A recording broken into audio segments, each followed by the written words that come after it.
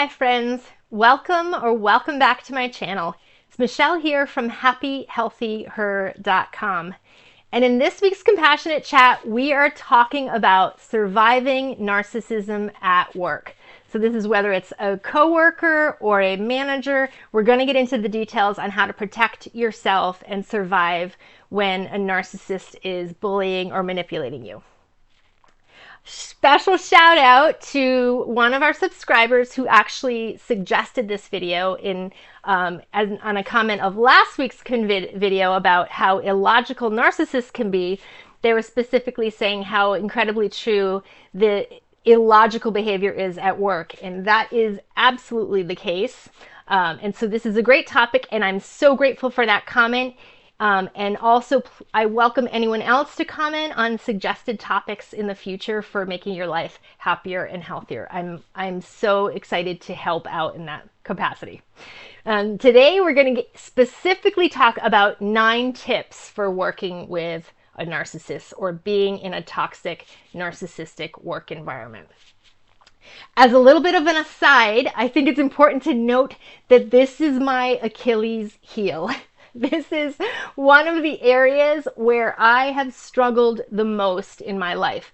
I have actually figured out how to handle narcissism in my day-to-day relationships, in my friendships, in my family connections, in any other type of interactions, romantic or otherwise. But work has always been a struggle. And there's a very good reason for that. When it comes to work, we are bound by rules and money and the inherent power and control in a work environment. And I personally have had a lot of fear around rocking the boat with narcissists or potentially losing my job or not being able to get another job, which is something that narcissistic bosses have constantly threatened me with, which is, by the way, not true. You can almost always get another job or find work in other capacities. But it's been a huge struggle for me and a huge challenge for me. And I know why now. There's a video on being a narcissist magnet. I'm going to link to that below. And that is actually part of the problem. I have shown up at work being far too open and agreeable and ultimately a narcissist magnet. So I now know better. And hopefully these 9 tips will help you to know better too if this is something you've struggled with. So the first tip is just sort of an overarching principle. And that's that when you go to work, it's really important that you keep to yourself and you maintain strong boundaries. Now, I learned this tip from one of my friends who's also a fellow empath and INFJ who figured it out herself that work is work and personal life is personal life. And sometimes the two can overlap and you can make friends at work, but there is no guarantee of that. And in fact, these days, it's a lot more likely that some of the people you're going to be working with are not going to be friendly to you, are not going to be collaborative. Narcissism does seem to be increasing in our society, and it's very, very common in positions of management, just simply because of the inherent nature of the power in such a role. So you need to go into a job knowing it's a job and you have a set of tasks to do, and that's what you really want to focus on. Try to set those boundaries really early when you start a job. Try not to go into overachiever or people pleaser mode right out of the gate, because that actually puts a target on your back. That makes you look very easy to manipulate. So follow your schedule. Leave when you're supposed to leave. Don't volunteer for new projects. Basically, stay in your lane and don't be the model overachieving employee. Now, I honestly can't believe I'm saying this because I am such an overachiever at heart, and I always believed that we have to show up at work with that level of integrity and passion. But the truth is, I have been burnt out so many times showing up in that way. I've had to learn the hard way that Work does not function with a lot of integrity sometimes. There are a lot of environments that are focused on using and abusing people. So you got to be aware of that, and you have to protect yourself. And again, keep those boundaries strong. The other thing is to stay out of other people's drama. Don't get involved with the chit chat or the gossip or what's going on with everybody's personal life. I have done this. I have been notorious for this, I can honestly say. As an empath, and even as an INFJ, I crave deep connections with other people, and I often will feel people's energy. And so I will want to know, well, what's up? You seem stressed, and I will take a personal interest in other people's lives. That almost never goes well, though, because ultimately you get sucked in, you get drained, you get other people's work put on you. And honestly, the people that you help the most oftentimes are going to be the ones that totally disregard you. It's really sad. I have helped a lot of other people in work and never had them even acknowledge the support I gave them or show up for me in any way, because they were just sort of keeping in their lane and going to work for work. They didn't really care that I was helping them. So you have to kind of understand that a lot of people are wired in that way. The second tip is to see issues quickly and accept that they're not likely to change. So this is about recognizing narcissism, basically. I have a video called 50 Shades of Narcissism. It's almost like a mini quick class in 30 minutes. It goes over all of the different narcissistic manipulative behaviors I've kind of encountered over the years. And many of them relate to work. So I'm going to link to that below if you are really not sure yet how to spot narcissistic behavior. But the hallmark of a narcissist is that they lack empathy. So a narcissistic colleague or boss does not care about you, basically. They don't care about your needs. They don't care about your energy level, your health, anything. They are just at work, and you're a pawn for their work production, basically.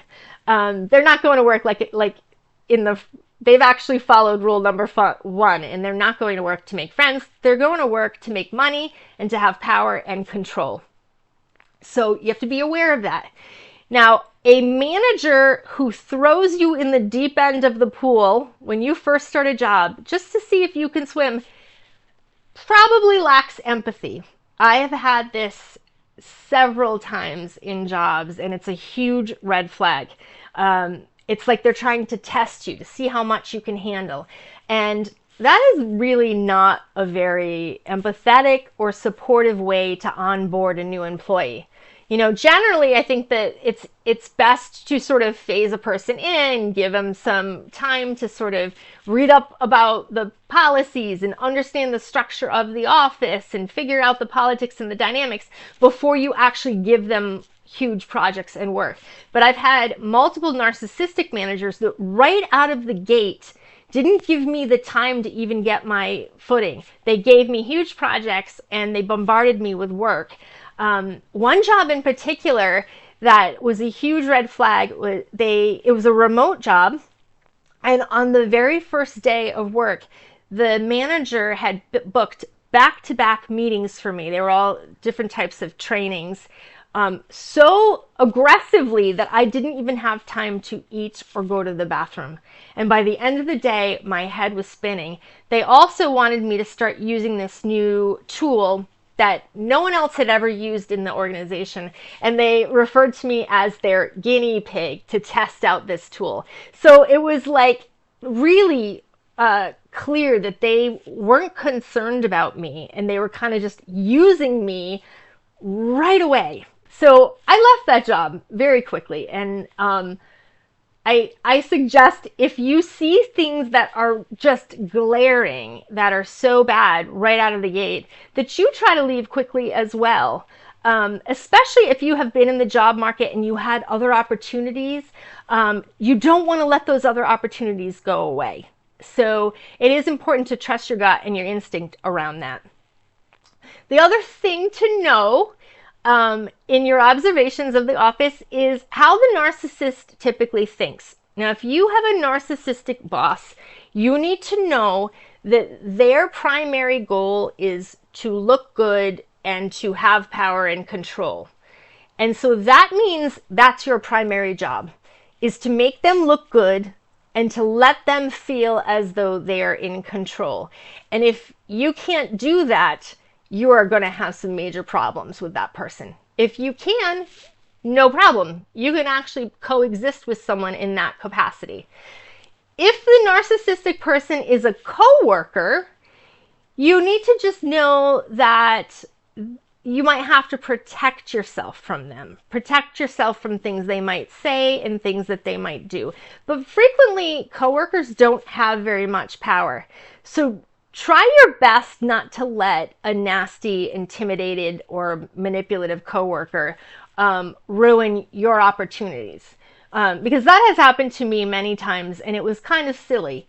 A coworker who had very little power actually drove me to quit. And when I was in the process of leaving, my manager said, "Oh my gosh, we wanted to promote you. We will give you more hours. What do you want? Whatever you want, you can have."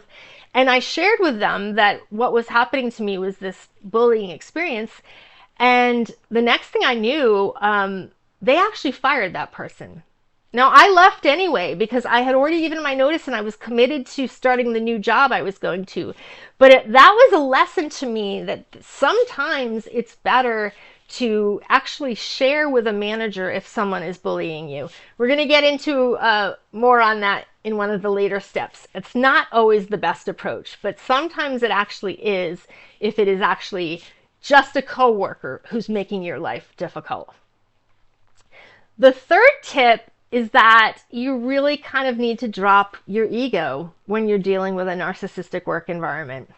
What I mean by that is you have to be good with giving your boss the credit for the work, for really everything. You have to be sort of in the shadows. A narcissistic boss is not okay with their coworkers outshining them. And this is one of the hardest things because we all want to shine our light. We all want to be authentic. We all want to be successful. And if you're under the rule of a narcissist, it's almost impossible to do that healthily because they won't allow for that. So if you decide you want to stay in an environment with this type of a manager, you do have to sort of minimize yourself in some capacities and get really clear on that you're not going to be able to take a lot of the credit for anything that goes well, but you probably will get the credit for anything that doesn't go well. So again, really hard on your ego, and you need to you'll have to regulate that to be sure that you can survive. The fourth thing when you're dealing with a narcissistic work environment is if you have seen, through the first 3 steps, you've created your boundaries, you've seen what's going on, you then need to decide, do I stay or do I go? Is this worth the effort? And so in that capacity, it's best to create a pros and cons list. I've talked about this before in the You Can Leave video. I've actually talked about it a couple times. Pros and cons lists can be super helpful in getting clear on the benefits and the negatives of a situation. So with a job, you want to be clear. Do you like the work you're doing? Do you like your coworkers? Do you feel fulfilled? Do you have a good salary? Do you have great benefits? Is there a fair commute or a good work-life balance? This is all super, super important to know, because if the main con is just you work with this ornery person, but there's this list of other pros, you're definitely not going to want to walk away from a job like that. And I will add as a side note, because I'm filming this in October of 2024, and right now I've been watching the job market, and it's the worst I have ever seen. So if you are in a job right now, I want to sort of steer you to staying put for a little while if you can. because leaving might put you into a really precarious situation. That's just a little bit of a side because I have seen this. I've seen what's out there and it's not very good. But otherwise, if your cons are things like chronic anxiety, health issues, fatigue and depression. So I have another video and a blog about the 6 signs of narcissistic abuse. Many of them show up physically. Many times when we are in a toxic work environment, we get very sick. And I am actually a believer that your health is everything. So if that con is showing up for you, I actually do suggest that you take that very seriously. And even if it's going to cause you some financial difficulties, it might be worth looking for another job and trying to find a safer, happier solution for yourself. Number 5 on that note is to always keep your options open. You need to understand that the career world is like a free agency situation. You should be open and have your resume ready at all times. And keep your eye on the job market. There's a lot of empowerment in doing that. Because even if you like your job, it still helps you to feel like in control over your options and where you can actually maybe go if things turn sour. So watch the job boards, network with friends, just keep an eye out for what's happening in your industry and what jobs might be available just in case. It's always helpful. Number 6 is to get clear on the office rules. This is sort of like know the politics. Learn how to play the game. I hate to even say that because I really believe in being authentic. But when you are in a toxic work environment, particularly a really political one or one that's hierarchical, like educational environments are often like this, where there's people who have been there for a really long time and they're not going anywhere and they're not going to get fired. So they have a lot of power and a lot of ability to sort of bully other people. You need to be able to see that and know that and realize how your environment is operating. You also want to know who are your allies. Luckily, there's almost always allies, like-minded, kind people who, like you, are just showing up, trying to do their job, trying to do their best. Those are going to be the people that you team up with, you collaborate with. As you feel more comfortable, you might be able to share some of your personal stuff, but like I mentioned in the beginning, you want to keep that to a minimum until you're really, really sure that you can trust people and that you have some safety there. It is odd to me how many people will actually support a narcissist, even if the narcissist is actually bullying them as well. So there is a concept called the flying monkeys. And if you've seen The Wizard of Oz, you know, flying monkeys are the ones that execute the Wicked Witch's agenda. It's the same at work with a narcissist. They have flying monkeys that will do their work for them, that will sing their praises, that will defend them. And it's really strange. You want to stay away from those flying monkeys because many of them have really gotten brainwashed. They've really been gaslit by the narcissist.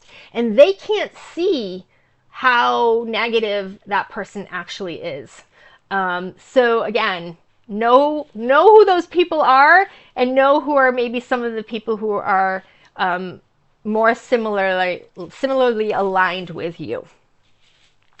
The 7th step is a little weird, but it's to keep a log of incidences of abuse, bullying, when policies are not being followed the way they're supposed to. This is really just for yourself. This is for your own edification in some ways. It's almost like keeping a journal so that you're reminded of where things have gone wrong. But it's also really important if you ever have a need for legal counsel or if you need to go to HR, that you have documents a documented progression of things that have happened. So this plays right into tip number 8, and that is to not get HR involved unless absolutely necessary. This may sound like a weird one, but trust me, I have done it and it has backfired. Many of us who are rule followers think that HR is sort of like the policing organization and that they're there to protect the employees. They're not. They're actually there to protect the corporation. They're there to protect management. They do not really care that much about the employees. Now, I have met HR people, I have dealt with HR people who are super lovely and they do care about the employees. But their main agenda is management and corporation. And there are job boards now where people are being honest about this. People talk about this quite readily on LinkedIn. HR people talk about how they are asked to execute rules that they don't want to follow, but they have to because that's their job. So try to keep HR out of it if you can. But if you are getting really sick from the stress, if you are actually actively getting bullied and you know that what is happening is either illegal or out of line with the company policies, then you do probably need to go to HR. And you may need to ask for accommodations. And this could be as simple as moving your desk if you have like a bully coworker, or even just a loud coworker and you need to have quiet. There are things that you're allowed to ask for in terms of HR. And even reducing your schedule or working from home, anything that you think might make your work environment more tolerable. If you're a hard worker and you are producing results that you can show for yourself, they're going to be bound to want to keep you happy. So like I mentioned with that job where I gave my notice and then they were like, oh my gosh, we can't believe you're leaving. I really messed up there. I really should have gone to my manager and told him what was happening with this other colleague who was literally sabotaging my work. They were going in and changing things that I had written. They were just really terrible. And they weren't just doing it to me, of course. It's never just a solo incident. That's why sometimes it does matter if you go and you vocalize, because then it protects other people. I'm not suggesting you do that with that initiative, because I have actually had that agenda of, oh, I need to be the bigger person and I need to sacrifice myself so that other people are okay here. No, bad idea. I've done that so many times. It never plays out well. It just makes me look like I'm being difficult, and it actually ends up hurting my future. So don't hurt your own future, but do try to protect yourself. And if there are other people involved, protect them if you can as well.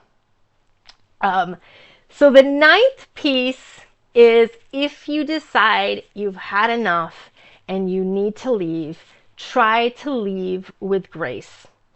And I say that with, don't burn the bridges, don't go out screaming and yelling, don't destroy things, don't steal things, nothing. Keep your integrity in check. Make sure that the people that you really care about in that environment know that you care about them. Maintain any connections you have had, and really, build your network with the people that you have helped and you have worked with, so that you have references that you can call on. One of the things I've had happen to me numerous times with narcissistic managers is they have said to me as a threat, if you leave, or because I was going to leave, they've said, I won't write you a positive reference. And it is really a very manipulative, very bullying thing, because I would get very, very scared thinking, oh my gosh, I'm never going to have another job. It's just, people don't have that kind of power, luckily.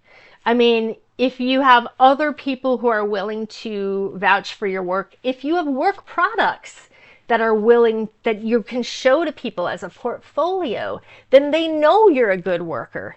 So there's a lot of ways around that threat. But still, even if you're getting threatened, try to leave with your head held high and knowing that you've done the best you could in dealing with the situation.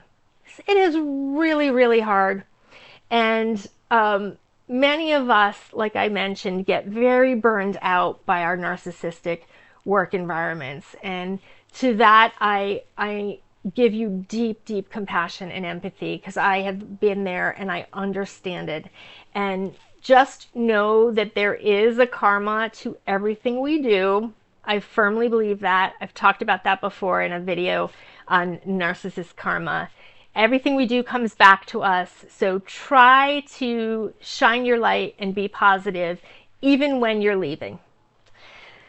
So I really hope this was helpful. I thank, again, the subscriber who suggested it. I think it is a great topic. I think it's a powerful topic and a really important topic, a place where we need to protect ourselves.